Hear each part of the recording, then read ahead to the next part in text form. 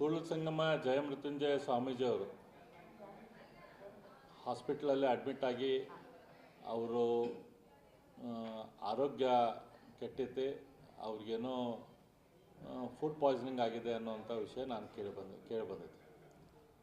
ಆ ಮಠಕ್ಕೇನು ಕಿಲಿ ಹಾಕಿದ್ರು. ಆ ಮಠದ ಕಿಲಿ ಎಲ್ಲ ಅಲ್ಲಿ ಭಕ್ತಾದಿಗಳಿಗೂ ಕೂಡಿ ತೆಗೆಸಿದ ಮೇಲೆ ಅಲ್ಲೇ ಸ್ವಾಮೀಜಿಯವರು ಅಲ್ಲೇ ಮತ್ತೊಮ್ಮೆ ಮಠವನ್ನು ಒಳಗೆ ಹೋಗಿ ಅಲ್ಲಿ ವಿಶ್ರಾಂತಿ ಪಡಿಬೇಕಾದ್ರೆ ಅಲ್ಲೇ ಹೊರಗೆ ಒಂದು ಇಬ್ಬರು ಮುಸ್ಲಿಂ ಸಮಾಜದ ಹುಡುಗರು ಅವ್ರು ಬಂದು ಅಲ್ಲಿ ಯಾರು ಬರ್ತಾರೆ ಯಾರು ಹೋಗ್ತಾರೆ ಅದ್ರ ಬಗ್ಗೆ ವಿಡಿಯೋ ಮಾಡ್ಕೊಳ್ಳೋದು ಬರ್ಕೊಳ್ಳೋದು ಇಂಥೆಲ್ಲ ಮಾಡಾತಾರೆ ಅಂಥೇಳಿ ಅಲ್ಲಿರುವಂಥ ಭಕ್ತಾದಿಗಳು ನನಗೆ ಫೋನ್ ಮಾಡಿ ಹೇಳಿದರು.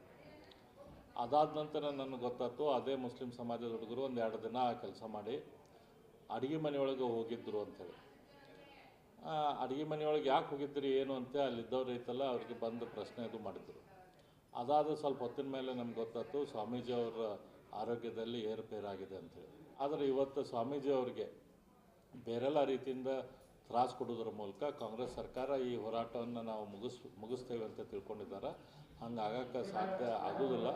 ಮತ್ತು ಇದು ಸ್ವಾಮೀಜಿಯವ್ರಿಗೆ ಇದೇನು ಫುಡ್ ಪಾಯ್ಸನಿಂಗ್ ಮಾಡಿ ಅವ್ರನ್ನ ಮುಗಿಸ್ಬೇಕು ಅಂತ ವಿಚಾರ ಮಾಡಿದ್ರೇನೋ ಗೊತ್ತಿಲ್ಲ. ಇಂಥ ಕೆಟ್ಟ ಕೆಲಸ ಯಾರು ಮಾಡತ್ತಾರ ಅವ್ರನ್ನ ಸಮಾಜ ನೋಡಾತೈತಿ. ಅವ್ರಿಗೆ ಸರಿಯಾದ ಸಮಯದಲ್ಲಿ ಸಮಾಜ ಆ ಪಕ್ಷಕ್ಕೆ ಮಾಡಿದವ್ರಿಗೆ ಸರಿಯಾದ ಶಿಕ್ಷೆ ಕೊಡ್ತೈತೆ ಅಂತ ನಾನು ಈ ಸಂದರ್ಭದಲ್ಲಿ ಹೇಳಕ್ಕೆ ಇಚ್ಛೆಪಡ್ತೀನಿ.